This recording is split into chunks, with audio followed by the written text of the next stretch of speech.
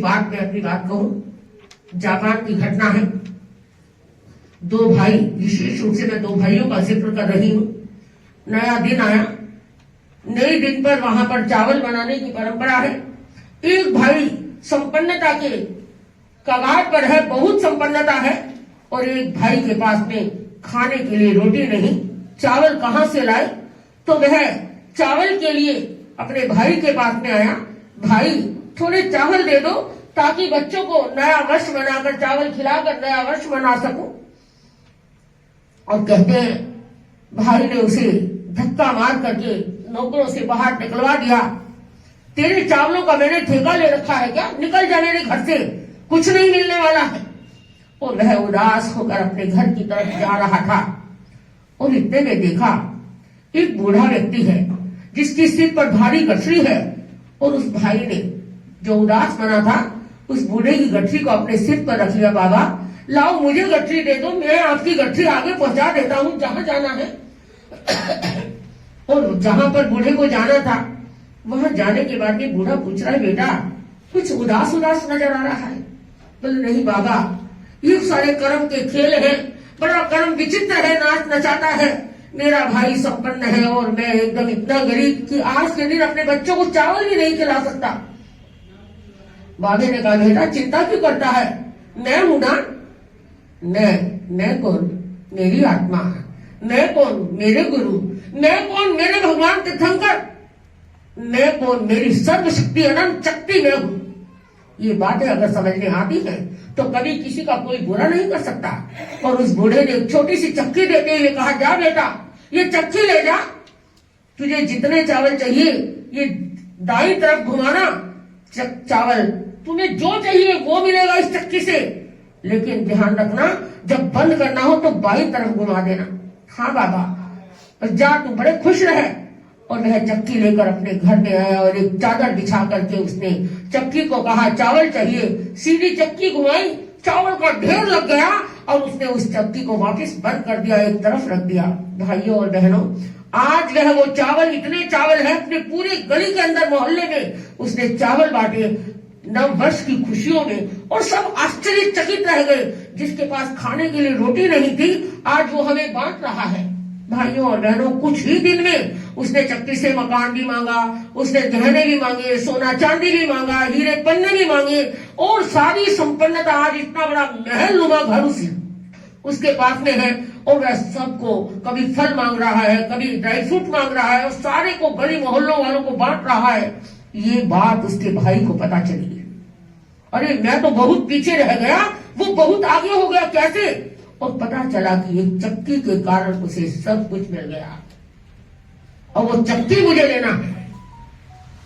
भाइयों और बहनों, मानसिक स्थिति कितनी कमजोर है इंसान की कि एक अपने भाई को हम सुखी हैं और एक भाई सुखी होना चाहता है या सुखी बन रहा है, उसको सुखी बनने नहीं देना चाहते और उसकी केकड़ा वृत्ति के द्वारा उसकी टांग खींचने की कोशिश करते हैं।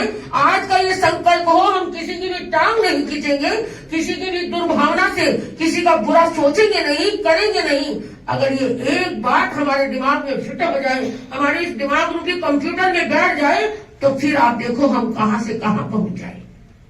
भाइयों और बहनों, उसने इतना कुछ किया और आखिर में उस बड़े भाई ने उस चक्की को चुरा ही लिया। पर सोचा चुराने के बाद यहां रहूंगा तो हो सकता है मेरे ऊपर केस हो जाए। उसने क्या किया, वो सोचा कि समुद्र का किनारा था, वहां पर वो गांव समुद्र के किनारे बसा हुआ था, और वह समुद्र की नौका में बैठकर दूसरे शहर में जाने के लिए उद्यत था, बैठ चुका था।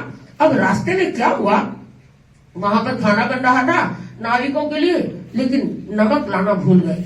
नमक लाना भूल गए तो बोले किसी के पास नमक है क्या भाई, कोई नमक है क्या। तो बहुत सारे लोग थे उसके अंदर, शीट के अंदर, नमक है खाना बना, क्योंकि नमक के बिना तो खाना अलूना है, खाना नहीं बन सकता। तो इसने कहा हाँ हाँ मेरे पास में नमक है।